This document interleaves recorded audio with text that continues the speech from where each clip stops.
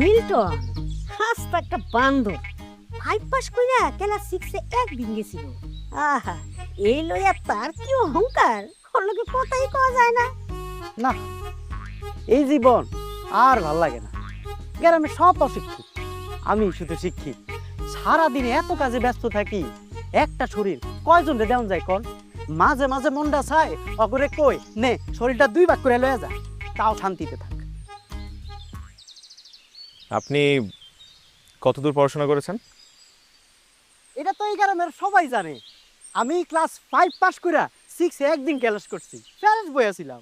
আসলে শব্দটা first boy, first. ওইটাই, আপনার কাছে ওইটা হইতে পারে, আমার কাছে ফেরাসটি।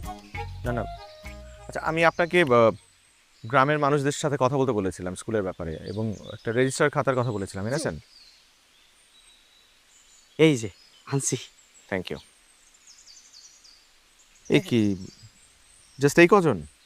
শুক্রিয়া করেন এই কয়জন এতে রাজি হইছে, বাকিরা তো আশা দিছে। What is Mansur? মনসুর? আপনার তো শতে অনেক ঝামেলা আছে, দেখি বানান ভুল হলো কিভাবে?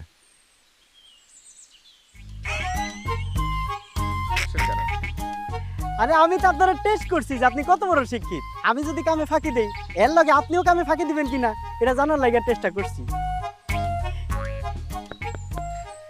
আচ্ছা ঠিক আছে, আপনাকে যে কারণে আসলে ডাকা সেটা হলো যে আপনি আমার স্কুলে আমার সাথে অ্যাসিস্ট্যান্সি করবেন। আপনি আমার অ্যাসিস্ট্যান্ট হবেন, আর আমি মানুষকে পড়াবো। অ্যাসিস্ট্যান্ট করুন না। কেন কেন?